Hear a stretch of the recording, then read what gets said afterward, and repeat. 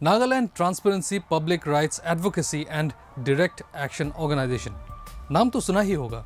Well, fine. It's alright if you have not. It was formed only on May 31 this year and has not done much yet.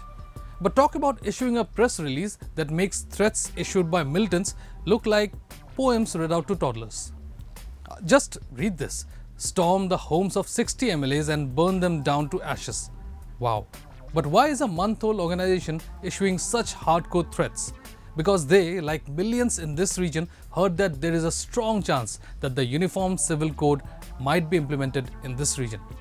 What is it about Uniform Civil Code that gets us so riled up? I'm Kalyan Deb, and in this week's episode of Decoded, we will try to understand and explain why something like a Uniform Civil Code gets the Northeast so angry. Pursuing for months. A village of Assam. In the 75th Independence Day.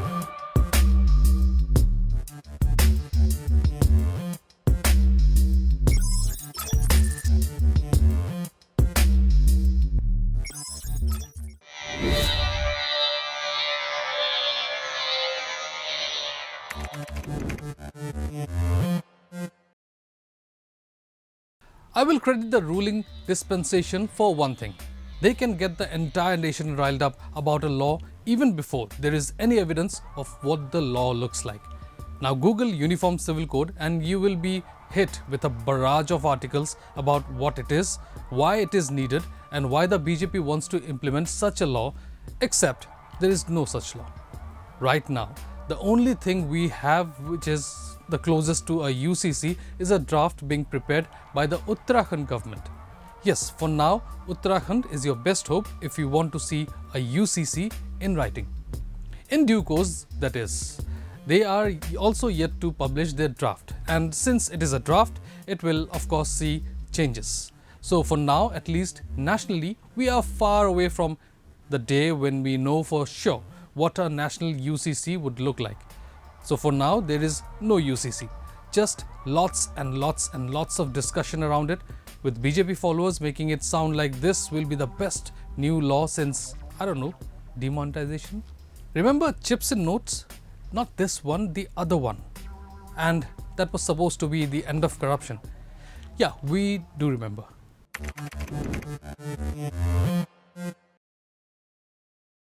No sooner than the UCC made headlines did our chief ministers, who by the way are allies of the BJP, BJP allies in Meghalaya with a party it called the most corrupt government, come out and made it clear that, well, UCC?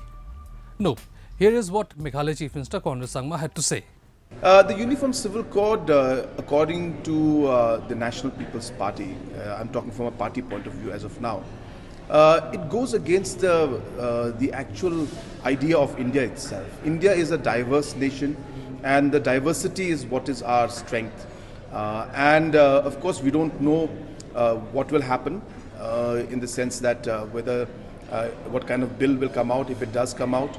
So without seeing the actual content of a draft, if it comes out, it will be difficult to go into details. But as I said, from a basic concept point of view, as I said, we are a matrilineal society, for example, and that is what our strength has been and that is what our culture has been.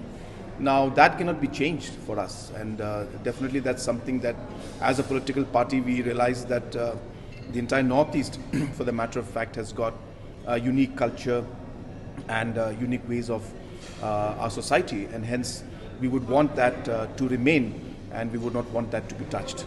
So therefore we'll have to see how the bill, if it comes out, it will be, and the actual language in the bill. But as a concept in its own, as I said, it's something that it does not go with the entire idea of India being a diverse nation, and diversity being our strength and our identity, and hence a uniform civil code will go against that idea, is what the National People's Party feels. The Nagaland CM, more importantly, and his party in NDPP minced no words in making clear that they wanted nothing to do with the UCC. Nagaland became the 16th state of the Indian Union through a political agreement between the two sides and became a full-fledged state after the Government of India recognized the struggle and history of the Nagas. The Nagas have been ensured protection of our customary practices and traditions by the insertion of Article 371A in the Constitution of India. That is what the party said. Mizoram Chief Minister Zoramthanga was, of course, not far behind. He highlighted the constitutional protection of Mizo's customary and personal laws, which are in conflict with the proposed UCC. He pointed out that the NDA government's proposal, as indicated in the Law Commission notice, could not be accepted.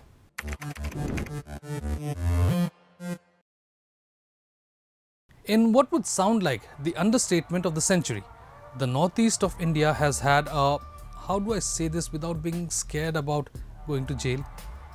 Here it is. Northeast India has had a complicated relationship with the power corridors of Delhi. When you, sitting in Delhi, think of the Indian Constitution, you think of fundamental rights, the beauty of democracy, the hope and scope for getting justice and all that. It is a little different in the Northeast. Again, wait, do not get angry and allow me to explain.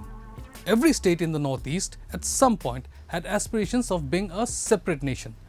Think the decades-old movement for an independent Nagaland, the insurgency that preceded the formation of Mizoram as we know it today and which is as recent as 1987, the bloody separatist movement in Assam under Ulfa, the bloody history of Bodoland and Karbi Anglong, the secessionist movements in Manipur, etc.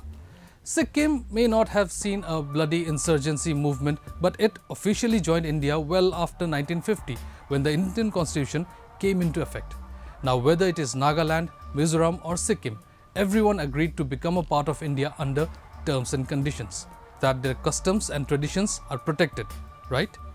Article 371A and Article 371F are very much under the Indian Constitution.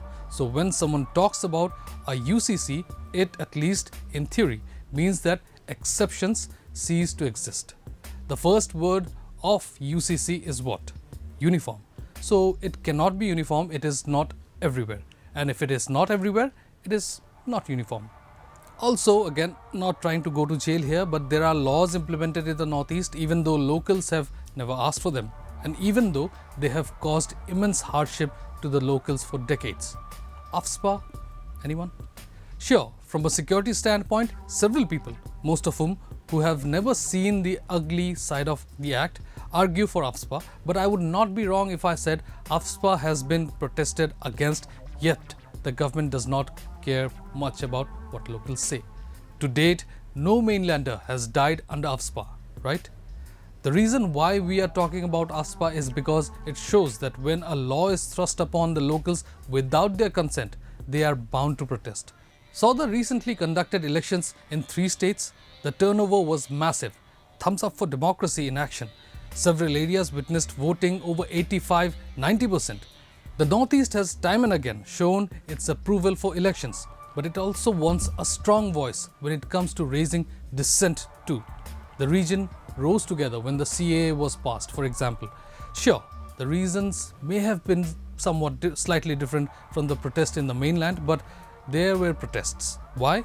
Because the locals were miffed at their voices not being considered before passing such a law. The UCC, at least for now, seems like yet another attempt to shove down a law that few in the Northeast asked for.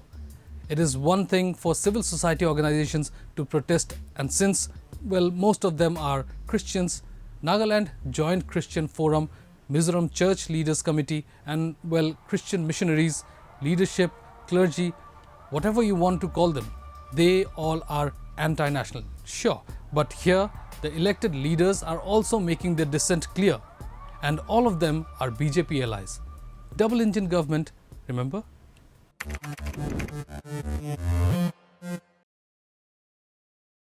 On July 5, Law Minister SP Singh Baghel said that the tribal rights and customs in the Northeast and other parts of the country will not be impacted by the proposed UCC. Baghel, who is the Minister of State for Health, became the first from the government side to provide assurances amid a growing chorus against the move from the opposition. The customs of the Northeast are respected by the party, and we will not hurt any religious or social customs. But appeasement politics is not right either. That is what he reportedly said. Sure, thank you. Now, can we please make it official? Can say Home Minister Amit Shah issue a statement that the UCC will not impact the customs and traditions of the region's indigenous population? And will that solve the issue? Not really. Will the BJP include Ahoms, Kasharis, Morans and Rajbangshis, communities that are indigenous but not categorized as tribals, or even Meiteis who are not tribals? As of now, will they also be protected against UCC? For now, we do not know. If the customs of the Northeast are respected by the party, as Baghel claims, where does that leave, say, indigenous Muslims of Assam? Yes, they exist. Or the Pangal Meiteis, who are close to 8% of the Manipur population, or their indigenous tag is cancelled because they are Muslims? Just asking. These are serious questions that have no answer for now. The Northeast is not a citadel of peace as many wanted us to believe. Manipur is just an example. But the last thing this region needs is yet another law which is thrust upon them without their consent. Want to give something that the locals asked for? Maybe start with approving ILP for Meghalaya, which was passed by the State Assembly, literally a temple of the Indian Constitution, nearly 3.5 years ago, December 2019. But as Manipur shows, when Northeast speaks, it is not always heard by the powers that be.